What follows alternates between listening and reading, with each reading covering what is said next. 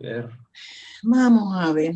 En el nombre del Padre, del Hijo, del Espíritu Santo. Amén. Vamos a rezar así, todos juntos el Ave María. Dios te salve María, Llena llena eres de gracia, el Señor es contigo. contigo. Bendita tú eres entre todas las mujeres, y bendito es el fruto de tu vientre, Jesús.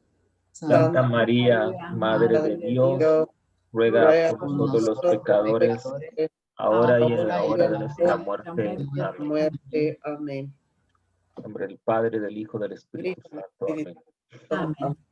Pues como les comenté, lo que había planificado es hacer como un repaso de los temas más importantes que hemos visto. Como ya estamos llegando casi al final, pero sí vamos a hacer algunas preguntas, a ver si es cierto que han aprendido algo. Y qué bueno que no hay muchos, porque entonces quiere decir que sí vamos a contestar todas las preguntas. Son 25. Permíteme reírme algo, porque después al final yo creo que estamos llorando. Ay, señora, pues bueno. La primera pregunta de cada quien puede contestar. Solo les pido que no hagamos tanto Ruido. yes. Gracias. ¿Cuál es de la diferencia? ¿Cuál es la diferencia más importante entre una Biblia católica y Biblia protestante? Que a la Biblia... A ver, solo una. A ver, Mirna. Es que a la Biblia de las iglesias que no son católicos le faltan 7 libros. Le faltan 7 libros que nosotros los tenemos, pues los 7 libros. Ajá. ¿Alguna otra diferencia entre las Biblias católicas y las Biblias? La Biblia católica dice imprimatur, en nihil esa palabra me cuesta decirla. Imprimatur, que ha sido aprobada, ¿no? Para imprimir. La Biblia católica tiene 73 libros y la Biblia protestante 66, pero 66. Sí, pero algo importante es que mucha de la traducción no son traducidas como deberían de ser traducidas, ¿verdad? Pero sí. ¿Y cómo se llaman esos libros? ¿Cómo los llama la iglesia? Deuterocanónicos. Deuterocanónicos. Pues sí, mire, veo que se han aprendido algo. Eso está bien. Siempre se nos queda algo. Estamos media loquitas, pero se nos queda algo. A ver, ¿cuál es la ley de Moisés?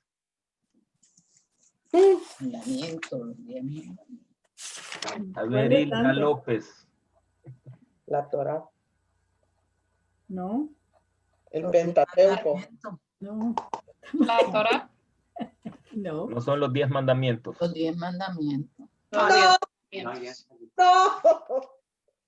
los 10 mandamientos son los de son los de Dios que le dio a Moisés. A Moisés. Entonces no son de la ley de Moisés tampoco, entonces. La Torá. Ajá, ¿y dónde están los 10 mandamientos? Los 10 mandamientos, la ley de Moisés. Son los primeros 5 libros. Así es, la ley de Moisés, correcto. Es el Pentateuco, la Torá, o los 5 primeros libros, pero también los 10 mandamientos son parte de la ley de Moisés, pero no es únicamente la ley de Moisés. Muy bien, hombre, qué barbaridad. Yo dije, ya los voy a agarrar del principio, pero no. A ver, ¿qué significan los evangelios sinópticos y cuáles son? Esta fue la primera clase. Evangelios. Son Lucas, Marcos y Mateo. 4. Ajá. Ay, ¿qué significa? Que hablan más o menos de lo mismo. Significa que todos están escritos más o menos lo mismo, escribieron sobre la mía, simplemente diferentes No, Juan. personas que lo vieron. Juan no se cuenta. No, Juan se esa parte ¿Y completamente. cuál es el evangelio que toman como base central de los sinópticos? ¿Cómo qué? Yo diría que Marcos.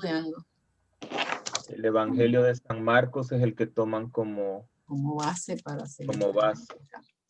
Ya vino María Luna. ¿Cómo siguió María? A ver, otra pregunta. ¿Por qué es tan importante conocer la genealogía de Jesús? Uy, esa es muy buena pregunta. ¿Cómo fue eso, padre? ¿Por qué es tan importante conocer la genealogía de Jesús? Yo puedo contestar una parte de eso y tal vez otra persona que me ayude. No. Démosle chance a otras personas. Ok. A Para ver, mostrar que él viene de la descendencia de David hay eso que tiene que... por la que ver. profecía que se dijo anteriormente en el tronco de ese. el cumplimiento de la profecía. Sí, pero para evangelizar, digamos. Que Jesucristo vino Mostrar que es humano. para salvar a los pecadores. Y la descendencia humana. Mostrar la descendencia Podemos humana. decir entonces cuando decimos, ya sea los protestantes y los católicos, podemos decir entonces que seguimos al mismo Dios. No. ¿Por qué no? Porque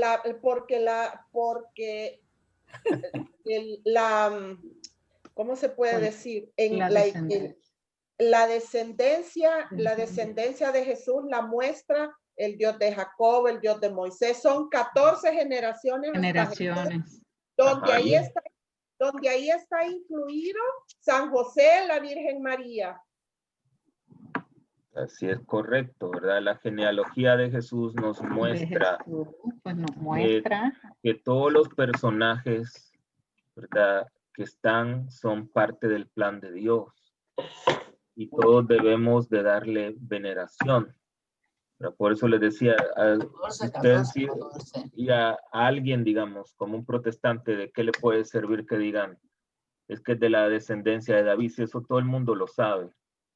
Jesús venía de la descendencia de David y del Antiguo Testamento y todo, pero para poder diferenciar, ¿verdad? Entonces no, esa es la respuesta correcta.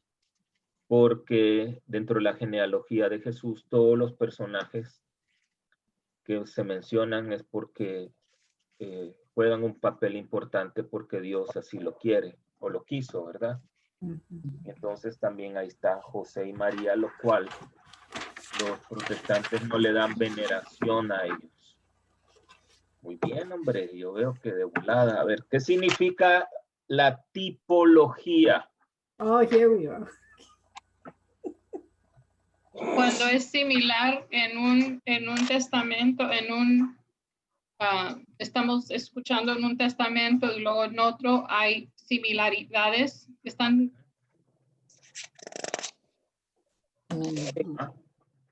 Como por ejemplo Adán con Jesús, el viejo Adán y Jesús, el nuevo Adán. La similitud del Antiguo Testamento con el Nuevo Testamento. Ajá, pero ¿qué es en sí la relación del Testamento Viejo y el Nuevo? El Antiguo Testamento y el Nuevo Testamento. Hay similaridades o similitudes, ¿verdad? Dentro del Antiguo y del Nuevo Testamento. Pero ¿cuál es cuál podría ser el objetivo de esto, de la tipología? Que hayan similitudes.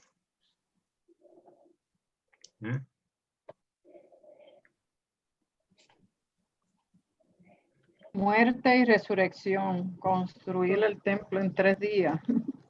No, pero la pregunta que estoy haciendo es, ¿tienen razón que dicen cuando hay similitudes tanto en el Antiguo y Nuevo Testamento con ciertos personajes? por ejemplo, con Eva y María, Adán y Jesús, el La José del muerte y la Antiguo Testamento. resurrección. Sí, pero ¿qué es la importancia de eso, de la tipología? Algo que encontramos en La el historia. Nuevo Testamento. Que lo que dice la palabra de Dios en el Viejo Testamento se cumple y en la plenitud de que Dios En el Nuevo se cumple. De nuevo. Sí, miren, solo acostúmbrense a no decir Viejo Testamento, eso es Antiguo Testamento. Digo, Es correcto, ¿verdad? Porque la promesa de Dios de enviar un Salvador está ya descrita desde el Antiguo Testamento y hay personajes que tienen similitudes, tanto el Antiguo como el Nuevo Testamento.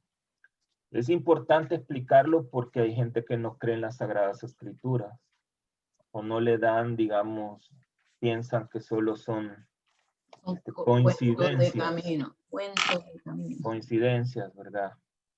A ver, ¿qué podemos decir con respecto a María como arca de la alianza? A ver, católicos.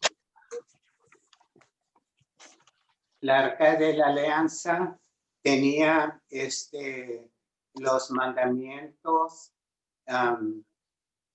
la vara De Moisés. Sí, De Aarón, perdón. Sí.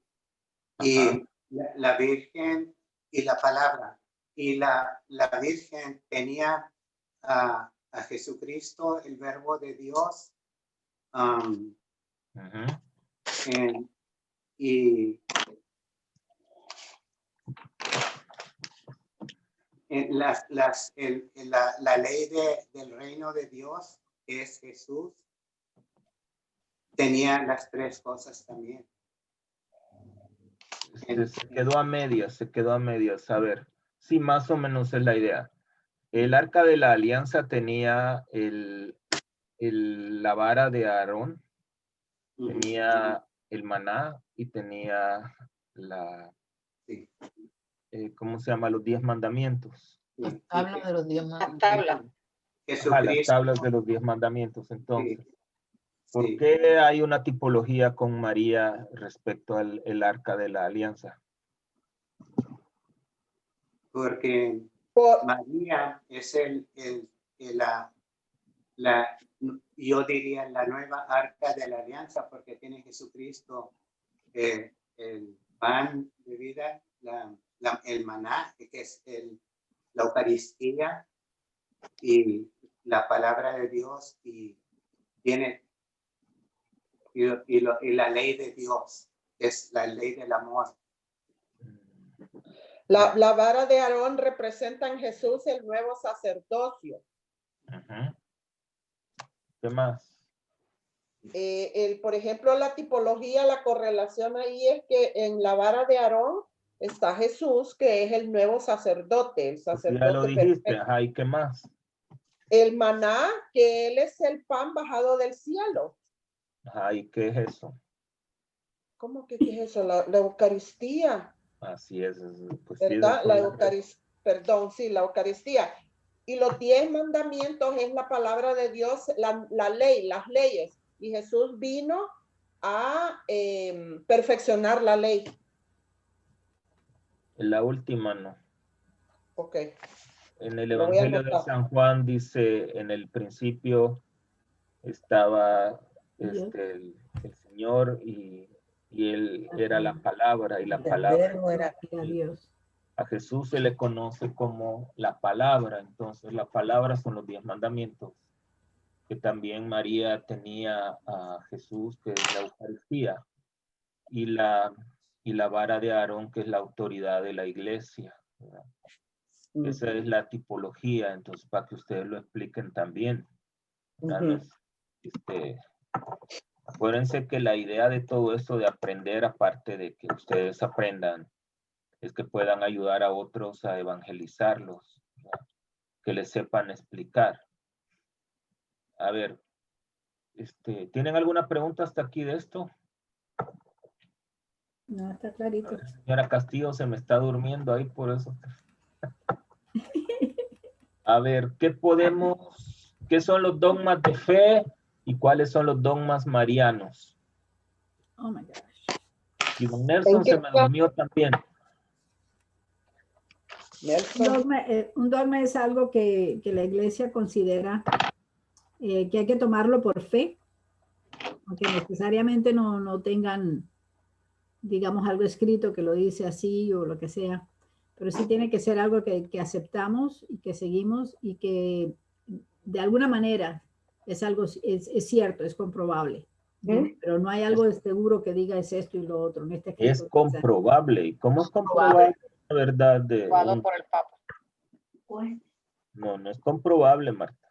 ¿No? Por ejemplo, la virginidad de María no es comprobable.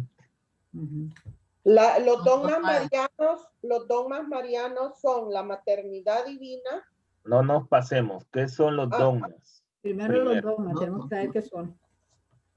Es una verdad infalible de la iglesia que no podemos discutirla porque está aprobado por la iglesia. Un dogma es algo que por fe creemos. O sea, no puedo decir las palabras técnicas, pero lo estoy diciendo con mis propias palabras. Pero un dogma digamos que está bien. Sí, los dogmas de fe son verdades establecidas por la iglesia. Que nadie puede discutir. Quitemos eso de que nadie pueda discutir. No tiene. ¿De dónde viene esa? ¿Por qué la iglesia puede establecer esa verdad y no otras iglesias? Porque la iglesia tiene autoridad. Por la autoridad por la autoridad del Papa. La autoridad que dio Jesús a los discípulos.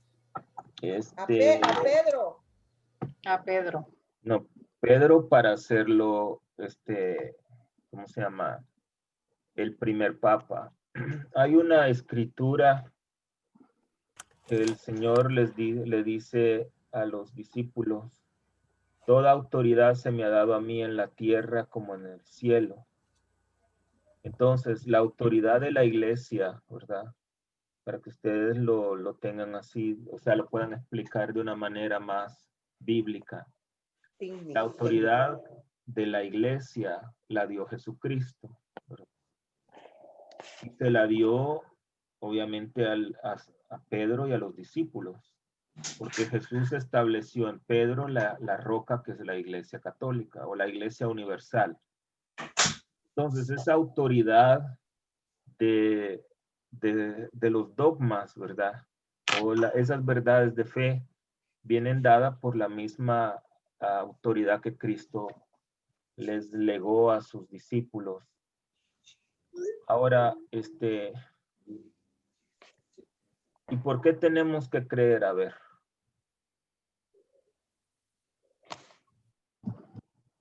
Porque está probado. Solo yo hablo. María Luna, ¿dónde está María Luna por ahí? Tenemos que creer porque ¿No dejas hablar a nadie?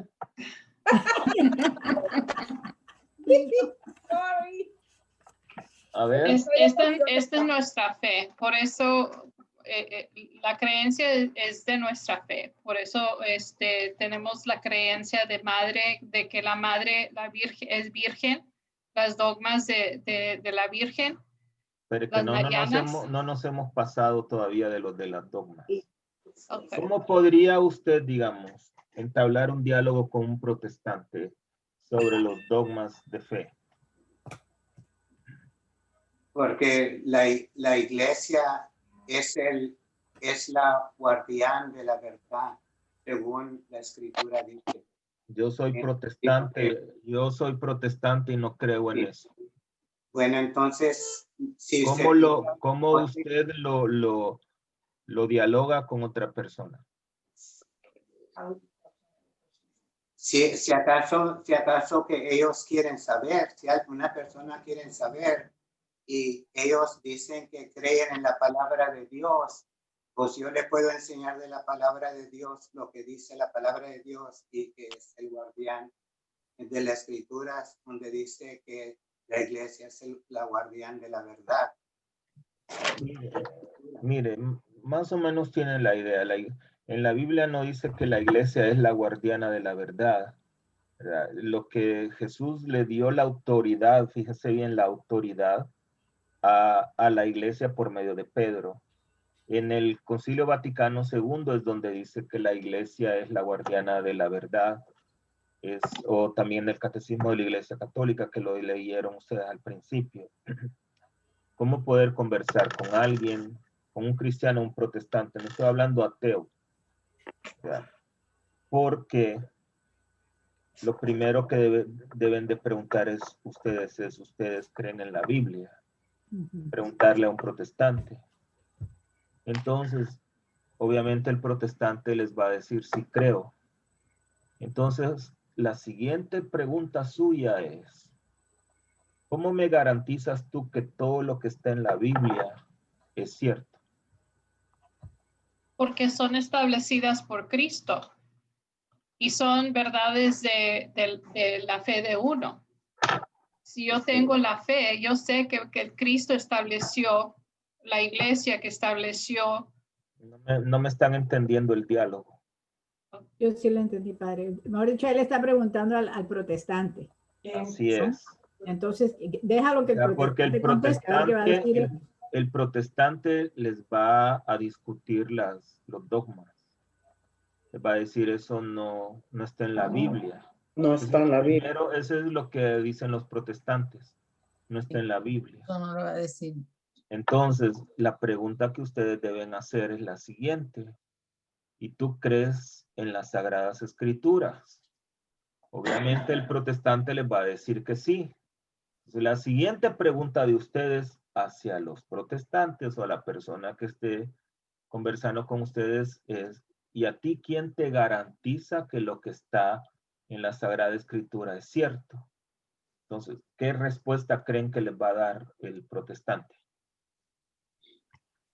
¿Me están entendiendo el diálogo o no? Sí, entendemos el diálogo. Sí. Estoy tratando de ver cómo pensaría el Si estamos tratando de que ustedes, cuando ustedes hablen con alguien que no sea católico, no hablen más de que lo que yo creo, lo que yo pienso, lo que a mí me parece, porque eso es discutible.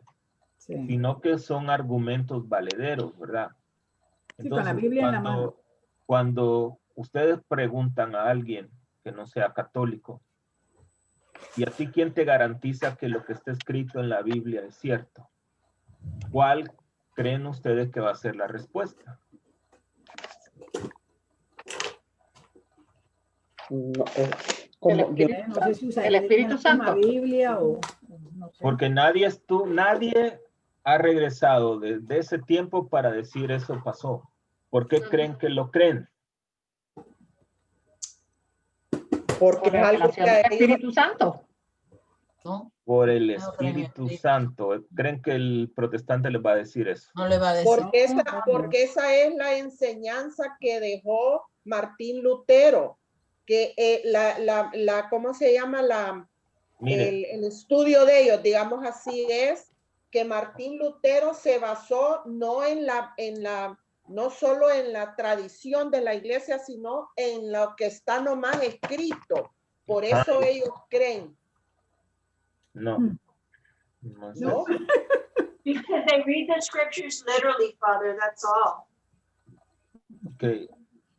La respuesta que le van a dar un protestante es, yo sí creo lo que está escrito en la Biblia porque lo creo por fe. Por fe, por fe. Entonces, si todo lo que está en la Biblia no se puede probar porque no se puede probar y se cree por fe, entonces, ¿por qué niega usted como protestante los dogmas de fe que establece la iglesia? ¿Me explico ahora o no? Sí, sí. Muy suave. Porque a nosotros nos acusan de eso, ¿verdad? Y fíjense bien que nuestra fe viene de 3 fuentes. La tradición apostólica, las Sagradas Escrituras y el magisterio de la iglesia. Pero todo eso lo creemos por fe. Entonces, si un protestante les rechaza a ustedes lo de la Virgen, lo de las dogmas de fe, el Papa y todo eso nosotros lo creemos por fe. Entonces, si ellos niegan eso y no niegan la Biblia porque ellos la creen por fe, entonces es donde ustedes tienen que decir, entonces tú crees por fe solo las cosas que te convienen, pero no crees por fe todo lo que es Está escrito. general por fe. Correcto. No sé si me explico. Ellos, Sí. ¿Verdad? Para que no se pongan a discutir, de decir, miren que el Espíritu Santo, que la iglesia dice esto, a un protestante, y no se trata de convencer, sino que se trata de tener argumentos válidos para tener una conversación así basada en las Sagradas Escrituras, porque todo lo que está en la Biblia, todito, nadie ha regresado de esos tiempos para decir, miren, esto sí pasó. Para desmentir O a menos que se le haya aparecido a alguno de ustedes Moisés y que Moisés les haya contado toda la historia, o que apareció Jesús otra vez, María, en fin. Nadie ha aparecido. Todo lo que creemos lo creemos por fe. por fe. ¿Verdad? Correcto. Eso así es. Y no, eso no tiene discusión porque la fe es algo muy personal. Entonces los dogmas de fe son verdades establecidas por la iglesia. ¿Por qué? Porque los personajes que se toman como parte de los dogmas de fe fueron elegidos por Dios para un plan maravilloso. ¿Verdad? O sea, quien es el culpable de todo esto es Dios, digámoslo así. Bueno, ahora sí, ¿cuáles son los dogmas marianos? A ver, Hilda López, la veo muy con deseo de contestar. No, ahorita de la fe no quise contestar, dije, no, ya. No tengan miedo, si aquí estamos para eso, para conversar. La Virginidad de María antes, durante y Lo después digo del yo. parto, la Inmaculada Concepción. Lo puedo decir yo otra vez. No, ya a ver, ¿cuáles son los dogmas? A ver, María Luna, díganos cuáles son los dogmas marianos. Inmaculada Concepción. A ver, Inmaculada es uno, ¿cuál otro? La Virginidad de María. Me está diciendo lo mismo. Es lo mismo, Inmaculada Concepción. Bueno, no es lo mismo, pero bueno. A ver. La antes, durante y después del parto. La Inmaculada Concepción, ¿qué más? La Asunción de María. ¿Qué más? ¿Correcto? Eternidad divina. Ajá, y que y la perpetua virginidad. La perpetua virginidad, que fue la que yo dije. Se vale leer, ¿verdad? Virgen antes, durante y después del parto. Correcto. Bueno, pues sigamos. ¿Cuál es la diferencia entre epifanía y teofanía? Ahí está. Entre teofanía. Quedamos cuadrados. A ver, don Nelson, contéstenos, por favor. Dejémoslo aquí al brother. Ay, diferencia entre... Voy a dejar a mi embajadora ahí arriba que conteste. A ver, señora Castillo, ¿cuáles son la diferencia entre epifanía y teofanía? No se me duerma. Déjame buscar mis notas. A ver, empecemos. ¿Cuáles son las epifanías? ¿Cuáles son? Es una manifestación. Una en la boda de Caná. Acción, bautismo.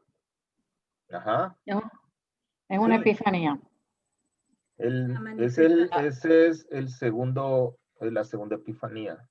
Ajá. Y la boda de Caná. Las bodas de Caná.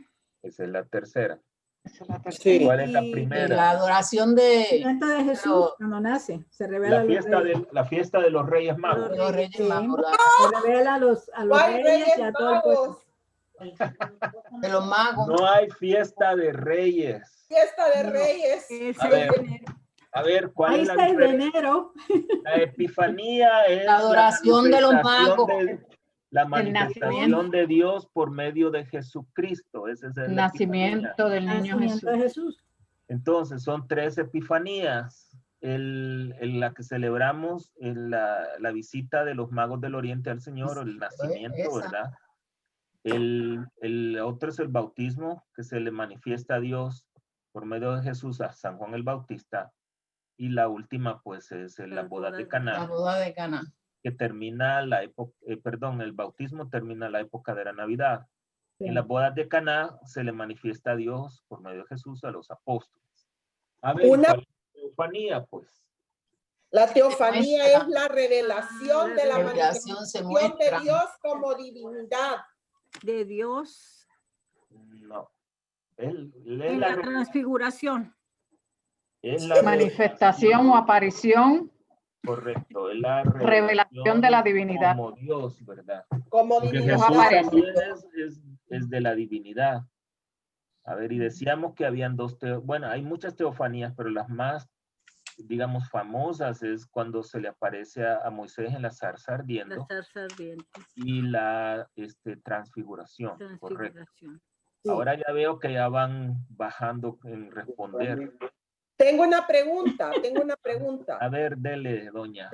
En la misa de Navidad del 25, pregunto, ¿verdad que cuando se reza el credo hay que arrodillarse? Así es. Correcto. ¿Y esa es obligación hacerlo o no? Sí, ya son 2 veces al año. Sí, ¿cuál es la otra? No sé, ahí búsquelo usted. Ay, Dios. Creo que es el cuando ¿cómo se llama? El sábado de gloria. Semana Santa. El sábado de gloria. Gloria. Jesús, María y José. Nos arrodillamos cuando habla de que María concibió por medio del Espíritu Santo, pero no nos arrodillamos por María, sino que por la intervención del Espíritu Santo. En la Navidad, y ¿cuál es la otra? La Anunciación. Porque es el ángel quien le anuncia a María que va a ser, y en ese momento María queda embarazada, ¿verdad? Bueno, ahí esa es la de marzo 25. Yes. A ver, ¿por qué Juan decidió bautizar en el río Jordán y no en otro río? Ay, Dios. ¿Qué significado tenía el río Jordán para los judíos? Era un río sagrado para ellos. Sagrado. Pues sí, pero ¿por qué, pues? Es cuando cruzaron con Josué para la tierra prometida. Sí, ya sé, pero ¿por qué? Porque nomás me acuerdo de esas 2 cosas en el Jordán. No, si yo no les estoy diciendo cuándo se... Porque el Jordán significa el que desciende. El que desciende, ¿para dónde? A ver. ¿De dónde salió eso? Porque miren, la mayoría de milagros de intervención de Dios, tanto en el Antiguo como el Nuevo Testamento, suceden en el río Jordán. Por eso, porque Dios lo escogió. Sí es sagrado, pero porque Dios lo escogió. Por ejemplo, yo todavía les di esa información, estaba en la historia de Lot, de Jacob, de Moisés, de Josué, de Elías, está cuando manda el Señor a bañarse a Naamán porque tenía lepra en el río Jordán. Sí. Ese es el punto, sí. A ver, ¿es bíblico bautizar a los niños cuando están pequeños o únicamente cuando ellos tienen uso de razón? Cuando están pequeños. Cuando están pequeños. ¿Por qué? Cuando están pequeños. Porque en la Biblia. Porque él dice que bauticen a todos. ¿A dónde dice que bauticen?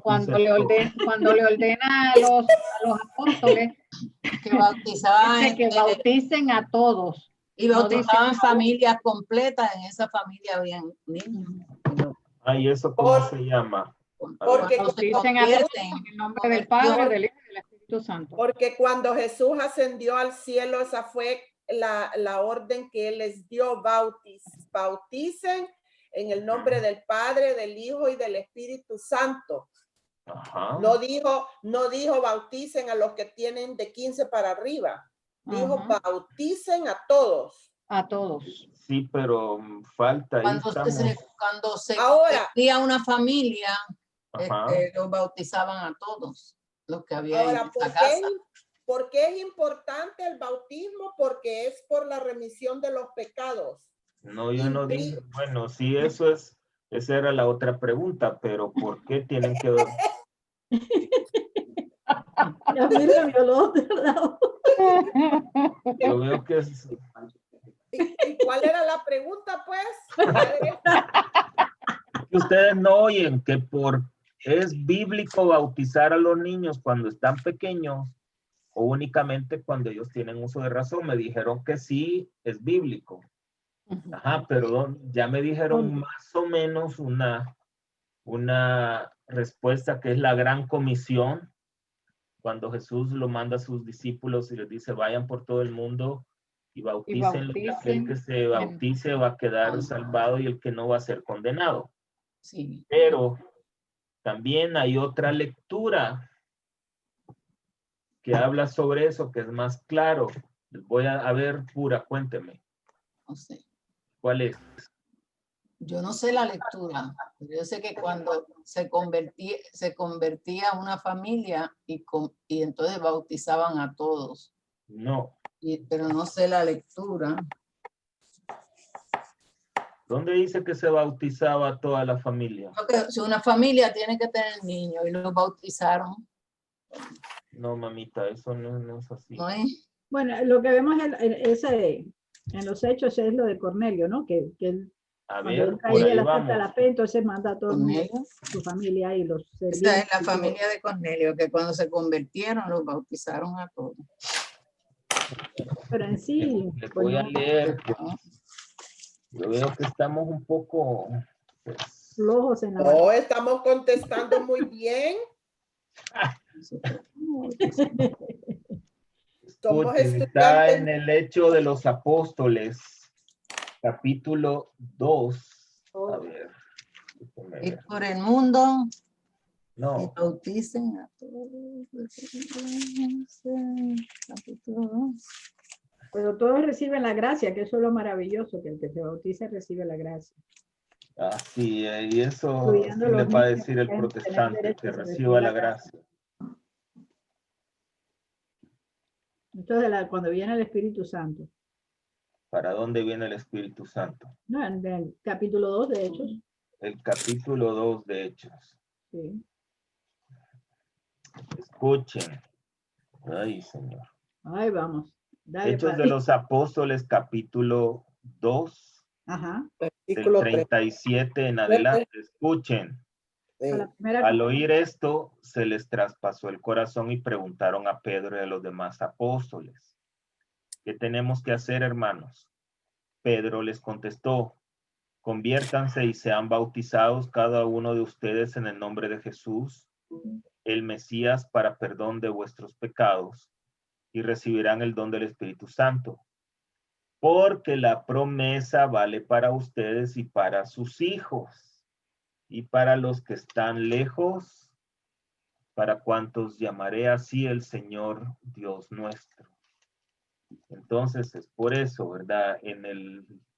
Anoten otra vez, en el libro de los Hechos de los Apóstoles, capítulo 2, del 37 al 41.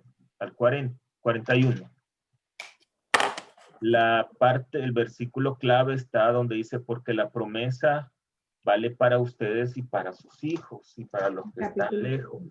Es el versículo. Entonces, sí, y la gracia del bautismo es que nos borra los pecados o el pecado original. También recibimos el don del Espíritu Santo y obtenemos la salvación. Es bíblico bautizar a los niños desde pequeños, pero también es un mandato del Señor. Así dijo el Señor: vayan por toda la tierra y bautícenlos en el nombre del Padre, etcétera. Bueno, a ver, esta pregunta no la van a contestar. No. ¿Cómo podrían definir la palabra sacramento? ¿Qué significa la palabra sacramento? ¿Cómo la podrían definir?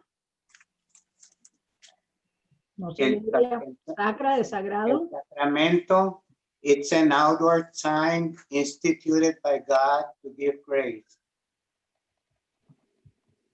Sí, pero La palabra, definir la palabra. démelo más digerido, por favor. Un regalo de Dios para nosotros.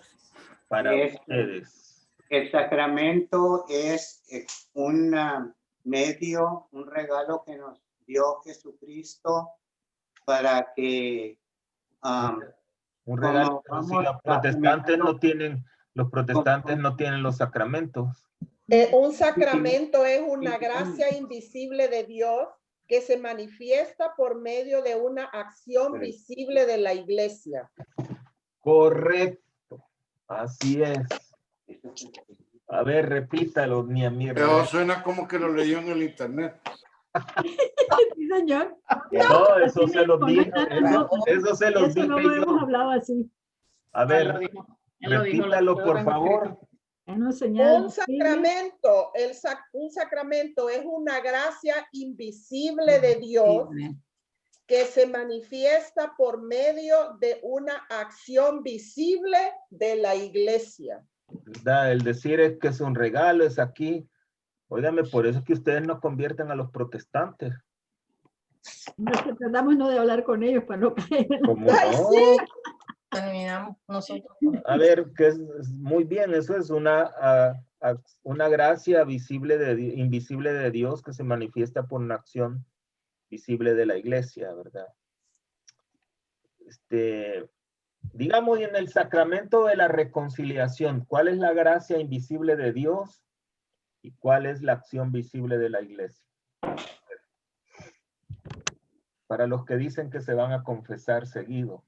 El perdón es la invisible. Y la tranquilidad, la absolución, la alegría, el peso que uno se quita. No.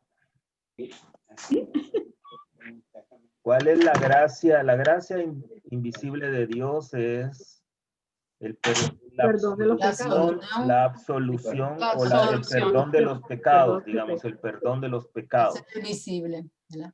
¿Y cuál es la acción visible de la iglesia? ¿El sacerdote? El sacerdote le da a uno la bendición. Le da la bendición. Sí. Le da una oración con la bendición donde la absolución. ¿Va seguido usted a confesarse o cómo? Sí, ¿por qué? Siempre pasa lo mismo. Terminamos en la misma. Es lo que del sacerdote no es una oración, es una absolución. Por eso la absolución, cuando le da la bendición. Por eso, pero me dice una oración no es absolución.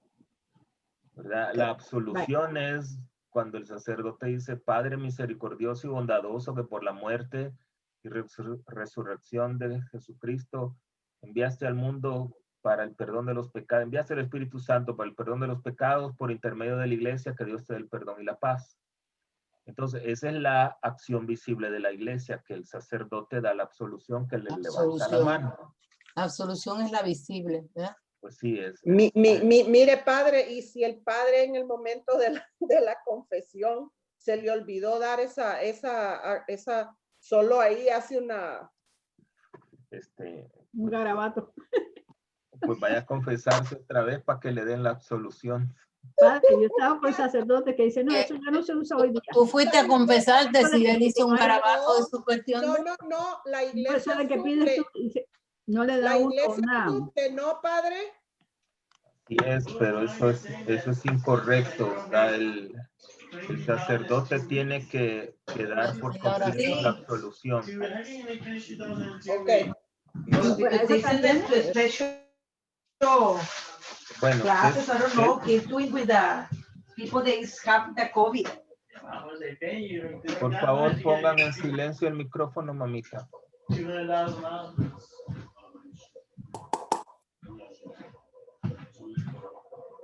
El sacerdote que dice no me da la penitencia, padre. No, es que eso no se usa hoy día. ¿Ah? Ajá. Un garabato. Sí. ¿Qué fue lo que dice? ¿Cómo? No, que ya no se usa hoy día, dice que le dijo. ¿Quién le dijo? ¿El que no se usa? Bueno, que sale uno que le da la bendición, ¿no? Para la absolución. Padre, usted me ha dado una penitencia, ¿no? Porque siempre uno cumple alguna cosa, ¿no? Un credo, lo que le mande. Ah, no, eso no se usa hoy día. ¿Quién le dijo eso? No, después te lo digo, te lo mando por texto. No. Ya estamos con chambre. No, Más mire. reciente que estuve en OLG.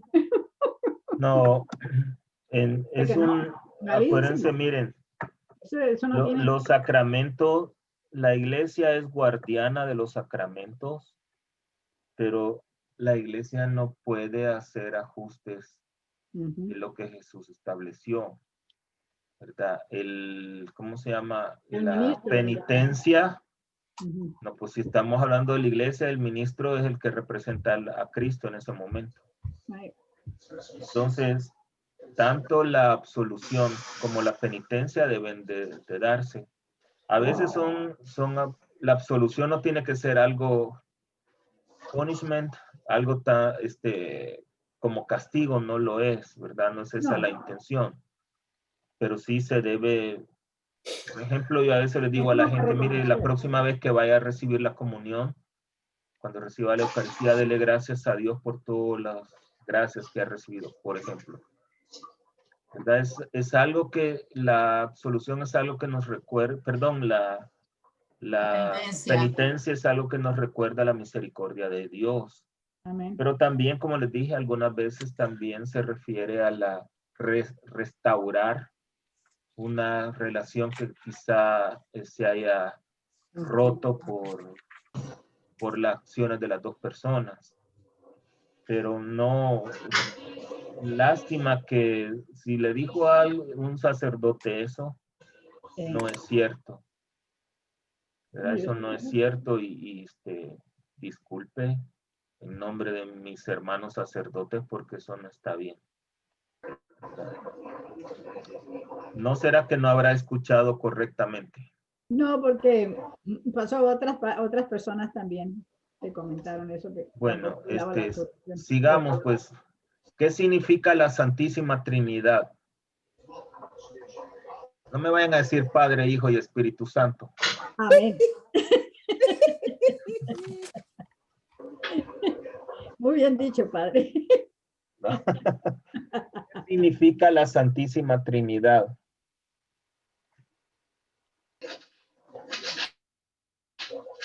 Ahí te hablan, Nelson. Espérate, que no lo encuentro en el internet. Para eso son hermanos, ¿no? Ay, sí.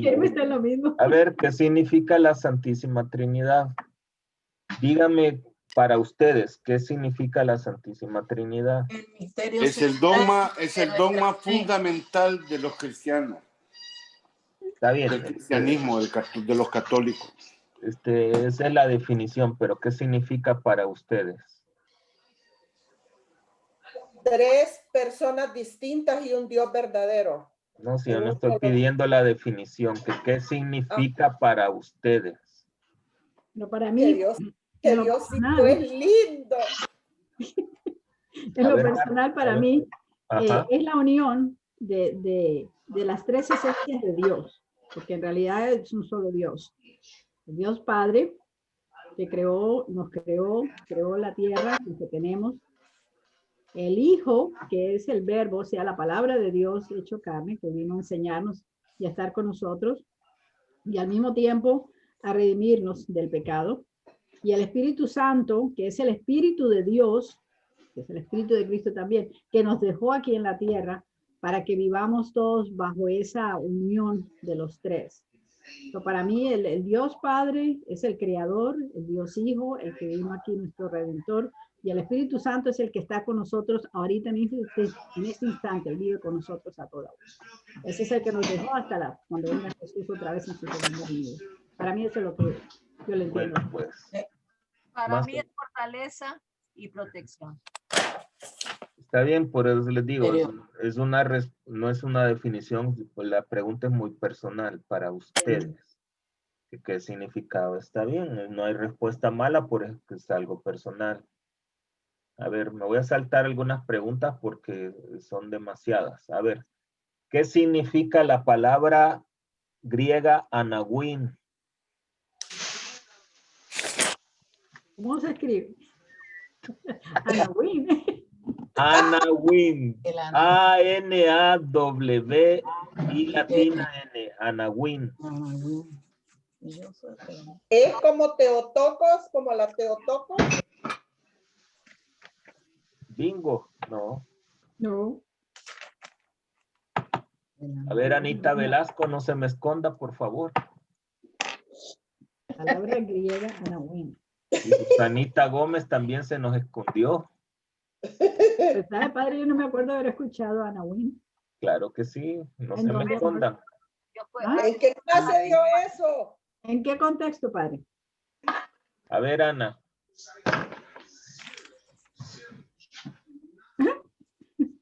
No se le oye. Está muda.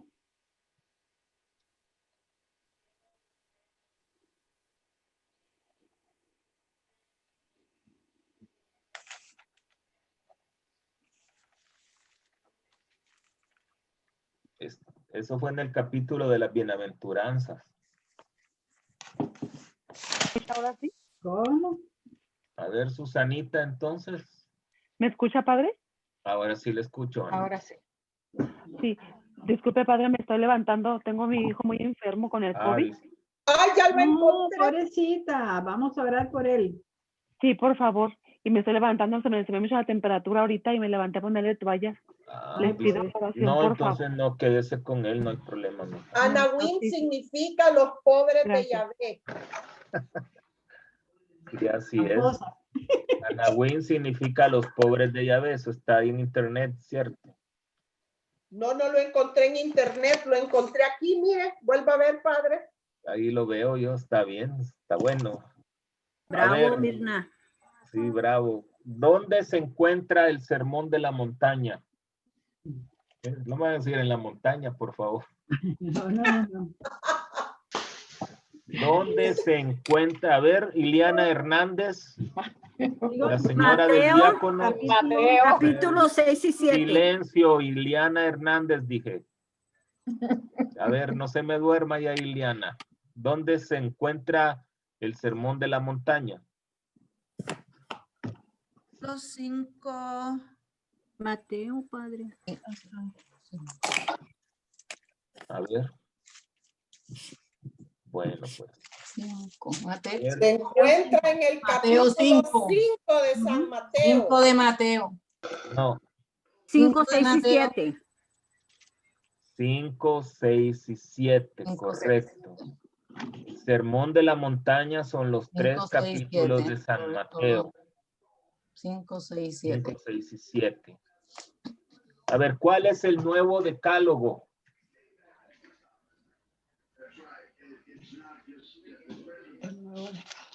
Los nuevos 10 mandamientos, el decálogo son los 10 mandamientos. No. Las bienaventuranzas. Las bienaventuranzas. Las bienaventuranzas. Sí. El decálogo son los 10 mandamientos. Y el nuevo decálogo, que lo llaman los teólogos, son las bienaventuranzas de acuerdo al Evangelio de San Mateo. Bueno. A ver, ¿cómo seremos juzgados al final de acuerdo a San Mateo? Por el amor.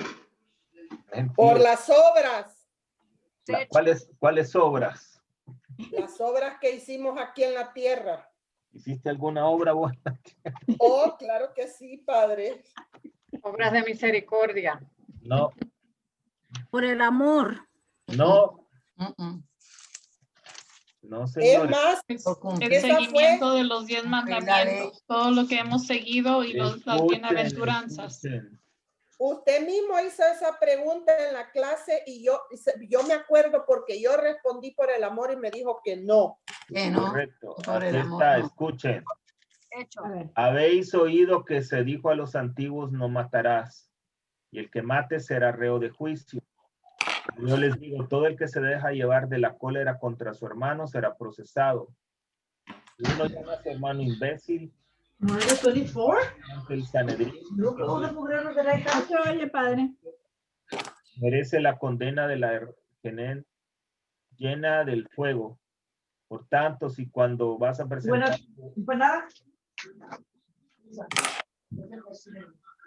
Cuanto si vas dar tu ofrenda sobre el altar. ¿Te acuerdas ahí mismo de que tu hermano tiene cosas entre ti? Deja ahí tu ofrenda ante el altar y vete primero a reconciliarte con tu hermano y entonces vuelve a presentar tu ofrenda. Con el que te pone pleito, procura arreglarte enseguida. Mientras vas todavía de camino, no sea que te entregue al juez y el juez al alguacil y te metan en la cárcel. En verdad te digo que no habrás salido de ahí hasta que hayas pagado el último céntimo. Entonces, esa es una de las lecturas base que habla que vamos a ser juzgados por nuestra manera de vivir la fe. No solo las obras, ¿verdad? El amor también es parte de todo esto. Entonces, por nuestras acciones vamos a ser juzgados. Nuestra actuación. ¿Verdad? Bueno. ¿Nuestras qué? Acciones. Oh, acciones, ok. A ver, ¿qué es el Shema? O el Shema. Es H-E-M-A. Shema. Escucha, Israel. El Señor es nuestro Dios. Señor, oh Israel, el Señor es tu Dios. Muy bien. ¿Y qué es la salat? Ay, mamá. Salat. La salat. La salat es el padre, como decir, el Padre Nuestro de los musulmanes.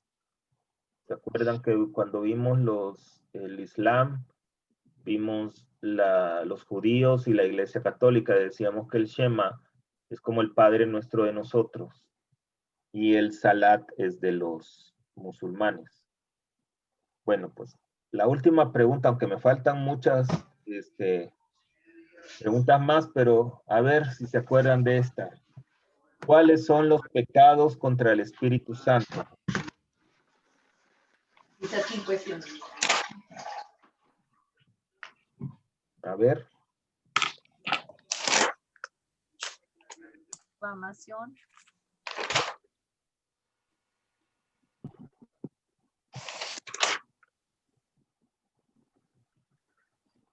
A ver, María Luna.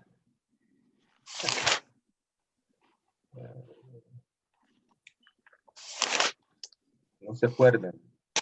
Les voy a recordar. La desesperanza de la salvación. Aquellos que piensan que no tienen salvación. 2. La presunción de la salvación sin merecimiento. Que ellos dicen, no, pues yo no creo en el infierno, yo sé que Dios es amor, Dios es bueno y no me voy a condenar. Negar una verdad conocida como tal.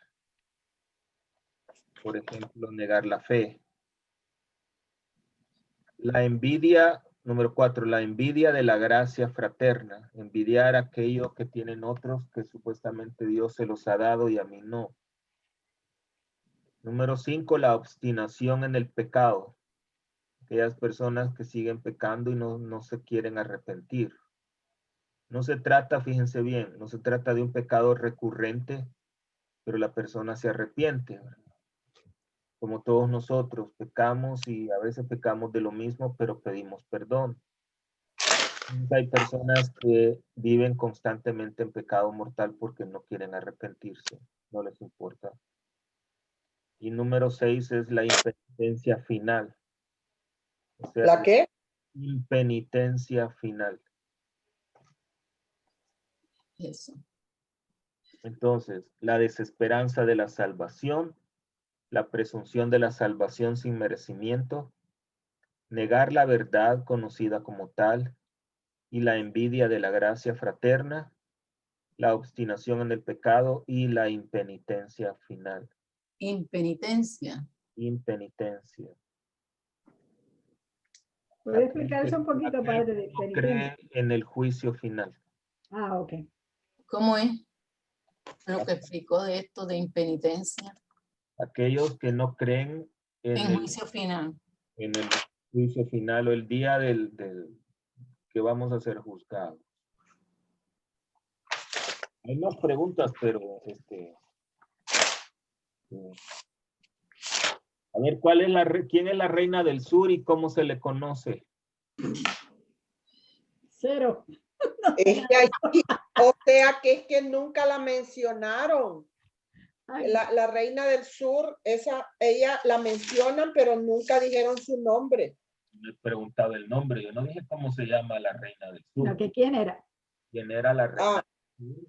Y, ¿qué más dije? Déjenme ver. ¿Cómo se le conoce?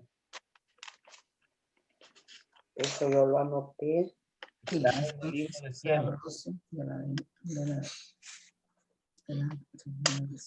quién. Cuando dijeron ¿Qué tenía que ver la reina del sur? A ver.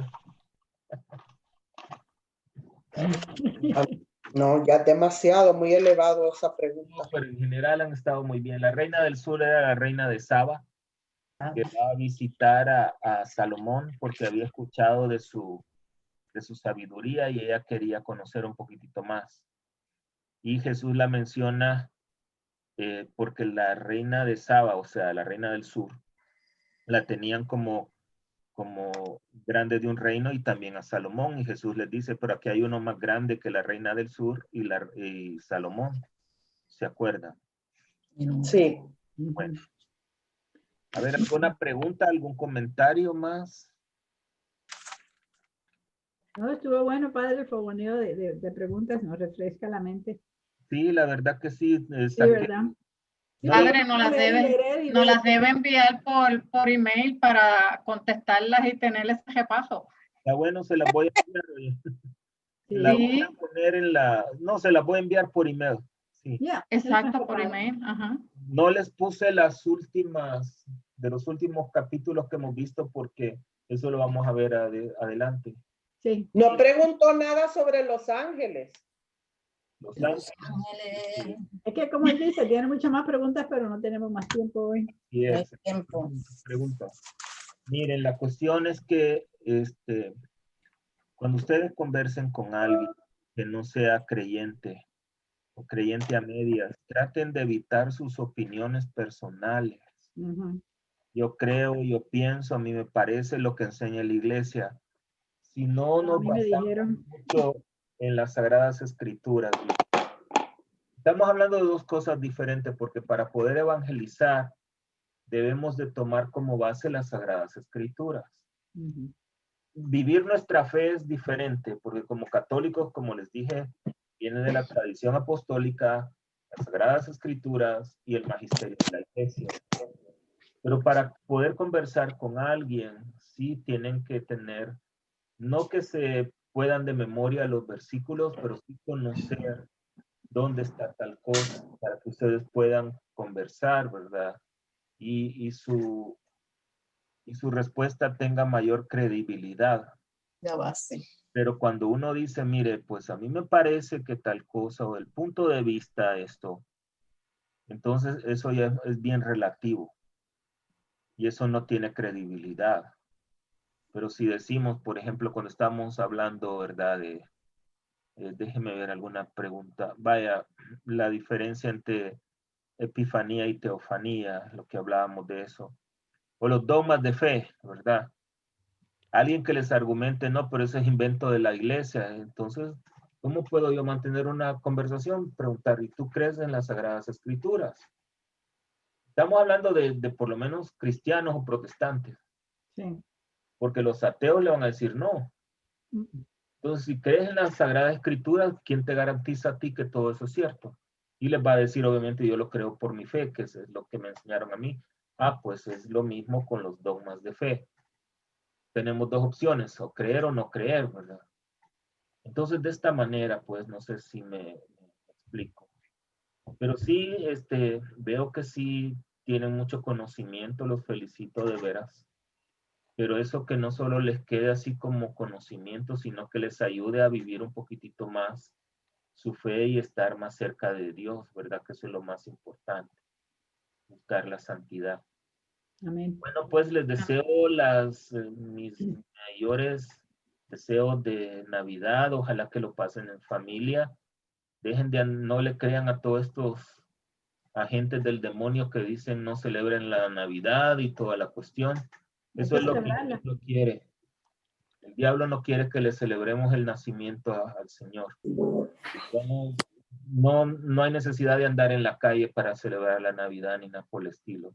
Amén. En familia, ¿verdad? Con tu familia o tus... Ir a la iglesia, estar con la familia. Es que tristemente la Navidad se ha vuelto tan comercial, pues que precisamente por eso es que dicen, no se pueden celebrar, no. Así pero es. sí vayan y compren antes del que vaya, de que cierren los almacenes, ¿no? ¿Saben una cosa? Comprar cosas, regalitos, yo no lo veo malo tampoco.